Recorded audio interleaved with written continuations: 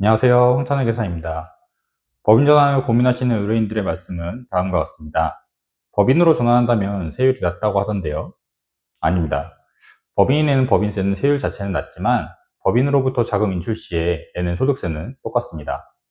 개인 사업자의 경우 개인의 이익이 곧바로 소득세로 연결되는 구조이지만 법인으로 운영하는 경우에는 법인의 이익에 대해서 법인세를 내고 이에 더해 법인으로부터 받는 대표이사 급여가 소득세로 과세되는 이중적인 구조를 가지고 있습니다. 이 위의 케이스에 따라서 경우에 따른 세금을 가정을 통해서 말씀드리도록 하겠습니다. 첫 번째 케이스는 법인이 이익을 거둔 것을 대표자가 인출하지 않고 법인 내에 그대로 놓아두는 경우입니다. 예를 들어서 이익이 1000, 소득세율이 20%, 법인세율 10%를 단일세율로 가정하고 대표이사가 급여를 가져가지 않는 경우의 세금을 살펴보도록 하겠습니다. 첫 번째 개인 사업자는 모두 개인에게 이익이 귀속되기 때문에 1000에 곱하기 세율 20% 해서 200 자체가 개인이 내야 할 소득세 전부입니다. 법인 사업자의 경우에는 법인이 거둔 이익 1000에 법인세율 10%를 곱해 100의 법인세를 내게 되고 대표자가 급여를 가져간 것이 없으므로 소득세는 내지 않게 됩니다. 따라서 이에 따른 세금은 100입니다. 두 번째 케이스를 살펴보도록 하겠습니다. 총 이익은 1000이고 소득세율 20%, 법인세율 10% 여기까지는 동일하고요.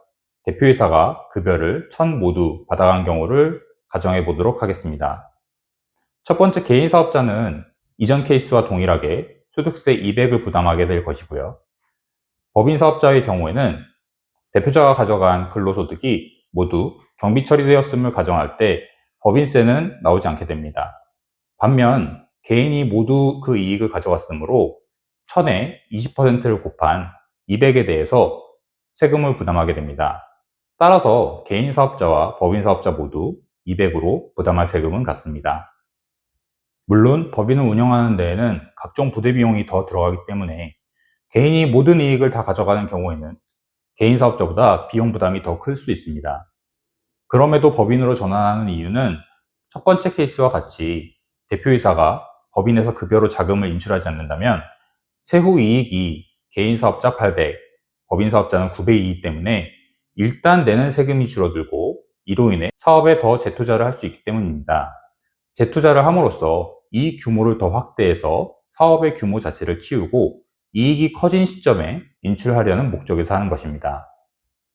그래서 저는 법인 전환을 상담하러 오시는 의뢰인께 말씀드립니다.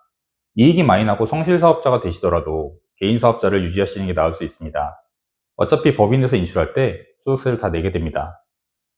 사업을 확장하셔서 더 많은 이익을 남길 구체적인 계획이 있을 때만 법인으로 전환하시는 게 맞습니다. 자, 이제부터는 위에 말씀드린 내용을 이해하시고 사업 확장 또는 대외 신인도 향상을 위해 법인 전환으로 결정하신 분들을 위한 내용입니다. 일반적으로 법인 전환은 사업의 포괄 양수도 방식으로 진행됩니다. 포괄 양수도란 법인이 개인의 사업을 포괄적으로 사오는 방식인데요. 사업자 명의의 부동산이 있는 경우에는 조세 특례를 통한 법인 전환은 자금 유동성, 현물 출자로 인한 법원 허가 등 이슈가 복잡해지기 때문에 개인 사업자 명의의 부동산이 없다는 가정하에 말씀을 드리도록 하겠습니다. 첫 번째는 법인 전환일의 결정, 법인 설립 및 사업자 등록입니다. 법인으로 사업을 전환할 기준일이 설정되면 일정에 맞춰 사전에 법인 설립을 등기합니다. 또는 플랫폼을 통해 통신 판매업을 하고 있다면 통신 판매업을 신고하고 해당 플랫폼에 법인 전환 예정임을 사전 고지 후 절차를 안내받습니다. 두 번째는 개인 사업자를 결산하고 법인 전환일을 결정 및 영업권을 평가하는 단계입니다. 개인 사업자의 장부는 법인 전환일 기준으로 결산을 수행합니다. 전환일 기준으로 결산이 여의치 않은 경우에 전환일 이전 3개월 이내의 월말을 기준으로 결산을 진행하고 양수도 후에 전환일을 기준으로 순자산 차이를 정산합니다. 또 개인 사업자의 이익이 지속되고 있다면 영업권 가치를 평가해야 되는데요. 영업권은 때에 따라 감정평가사로부터 감정평가를 받을 수도 있고 상속세 및 증여세법에 따라 회계사로부터 평가받을 수도 있습니다. 세 번째는 포괄사업 양수도 계약서를 작성하는 단계입니다. 결산 자료를 토대로 법인이 개인으로부터 사업 관련된 자산 부채를 포괄적으로 승계합니다. 다만 미수금, 미지입금, 외상매출금, 외상매입금, 그리고 금융기관 차입금은 승계하지 않을 수도 있습니다. 승계하지 않은 자산부채에 대해서는 개인이 직접 회수 및 지급합니다. 네 번째는 개인사업자의 폐업입니다. 전환일까지 결산 내용을 바탕으로 아래의 절차를 수행하게 되는데요. 첫 번째는 개인사업자 폐업 신고, 두 번째는 이길 25일까지 폐업 부가세를 신고합니다.